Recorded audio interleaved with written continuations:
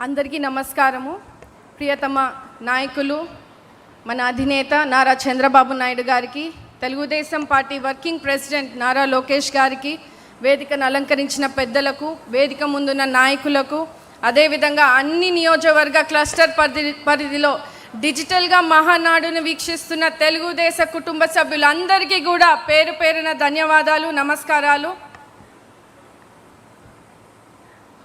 మానవ జాతి మనుగడికే ప్రాణం పోసింది మగువ, త్యాగంలో అనురాగంలో తరగని పెన్నిది మగువ, కలకంటి కంట కన్నీరు కొరిగిన తొలగిపోవురా సిరులు, తరిగిపోవురా భాగ్యాలు. ఇవి ఆనాటి సూక్తులు, ఈనాటి ఆచరణ. ఈసారి ఈ మహానాడు స్త్రీ శక్తి నినాదంతో మహిళా సాధికారితకు మరింత బలం చేకూర్చే దిశగా నిర్ణయించడం చాలా సంతోషంగా ఉంది. మహిళలను ఓటు బ్యాంకుగా కాదు, సమాజానికి శక్తిగా చూపించిన ఏకైక పార్టీ మన తెలుగుదేశం పార్టీ. ఆడబిడ్డలకు గౌరవం, మహిళలకు హక్కులు, సమాజంలో సమాన స్థానం కల్పించాలనే ఆలోచనలకు కూడా పునాది వేసిన మహానేత మన స్వర్గీయ శ్రీ అన్న నందమూరి తారక రామారావు గారని తెలియజేస్తున్నాను.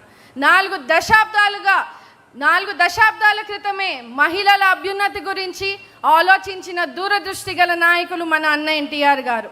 మహిళల గౌరవాన్ని ఇంటి గుమ్మం దాటించి సమాజ శిఖరాలపైకి నిలబెట్టిన చరిత్ర మన అన్న ఎన్టీఆర్ గారిది. మహిళల ఉన్నత విద్యల కోసం పద్మావతి మహిళా విశ్వవిద్యాలయాన్ని స్థాపించి ఆడబిడ్డలకు చదువు అంటే ఒక అవకాశమే కాదు, ఒక హక్కు అని తెలిపారు. 1986లో ఆడబిడ్డలకు ఆస్తిలో సమాన హక్కును ఇచ్చి అమ్మాయి అంటే భారం కాదు, వారసత్వం అని నిరూపించినటువంటి వ్యక్తి. మహిళలకు ఆస్తిపై హక్కు అంటే కేవలం ఆస్తి కాదు, అది ఆమె గౌరవం, భద్రత, భవిష్యత్తుకు భరోసా.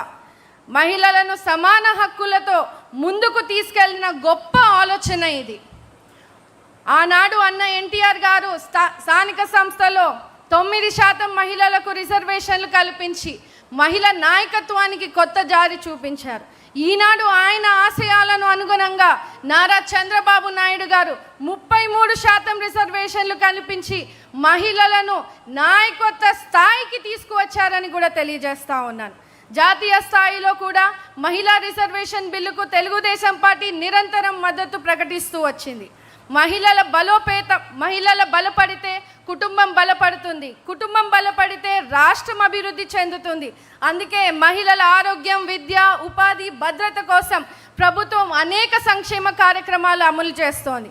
మహిళలను ఆధారపడే స్థితి నుంచి ఆధారంగా నిలిచే స్థాయికి తీసుకెళ్లడమే మన చంద్రన్న లక్ష్యం అని తెలియజేస్తా ఉన్నాం. ఆనాడు డ్వాక్రా సంఘాలు తీసుకొచ్చి ఈరోజు రాష్ట్ర వ్యాప్తంగా కూడా మహిళలు స్వయం సహాయక సంఘాలను ప్రోత్సహిస్తూ 12 లక్షల స్వయం సహాయక సంఘాలు, 1 కోటి మంది సభ్యులు, 20,000 కోట్ల రూపాయలతో పొదుపు, 35,000 కోట్ల రూపాయలతో బ్యాంకు రుణాలు, ఒక్కో సంఘానికి 20 లక్షల మేరకు అర్హత.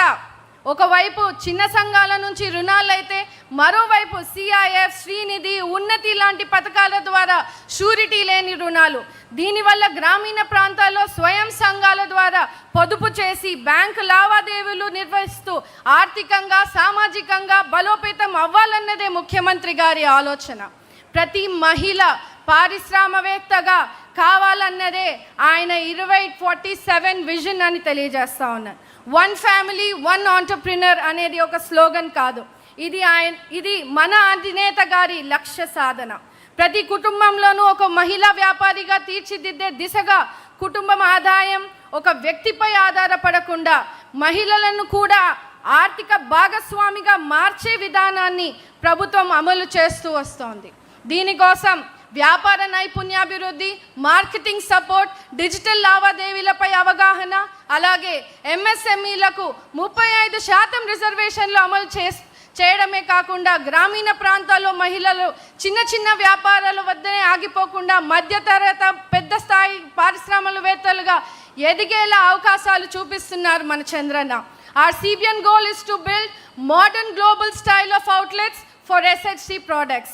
మనందరికీ తెలుసు, ఆడపడుచుల చేతికి లక్షల పెట్టుబడులు ఇచ్చింది మన చంద్రన్న అయితే ఆడపడుచుల చేతికి సంఖ్యలు వేసింది జగన్మోహన్ రెడ్డి అని తెలియజేస్తున్నాను. దీపం పథకం, దీపం 2 పథకం ద్వారా మహిళలకు వంటింటి కష్టాలు తీర్చినటువంటి నాయకుడు మన చంద్రన్న.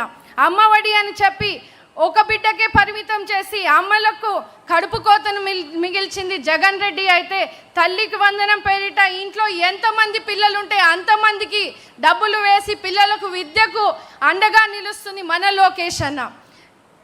ఆనాడు జనని సురక్ష పెట్టిన, తల్లి బిడ్డ ఎక్స్ప్రెస్ ఇచ్చిన, ఆడపిల్లలకు ఉచిత సైకిల్స్ ఇచ్చిన, పసుపు కుంకుమం కింద 10,000 రూపాయలు ఇచ్చిన, పెళ్లి కానుకలు ఇచ్చిన, షీ ఆటోస్, మహిళా కండక్టర్లు, డ్రైవర్లను నిర్మించిన, అదేవిధంగా మహిళా కమిషన్ను ఏర్పాటు చేసిన, ఆనాటి నుంచి ఈనాడు స్త్రీశక్తి పథకాలు పెట్టిన, మహిళ అంటే వ్యక్తి కాదు ఒక శక్తిగా భావించి ప్రోత్సహించినటువంటి నాయకుడు మన చంద్రన్న అని తెలియజేస్తూ ఇది ప్రపంచం మొత్తం అంగీకరించినటువంటి సత్యం అని కూడా ఈ సందర్భంగా తెలియజేస్తూ ముఖ్యమంత్రి గారి చంద్రబాబు నాయుడు గారి విజన్ 2047లో ప్రతి మహిళా పారిశ్రామికవేత్తగా కావడం తథ్యం తథ్యం తథ్యం అని తెలియజేస్తూ నవశకానికి నాంది పలికే తొలి మెట్టుగా ఈ మహానాడు 2026గా నిలబడుతోంది. శ్రీశక్తి అభివృద్ధి రాష్ట్ర ప్రగతికి పునాది అని ఈ మహానాడు స్పష్టం చేస్తోంది.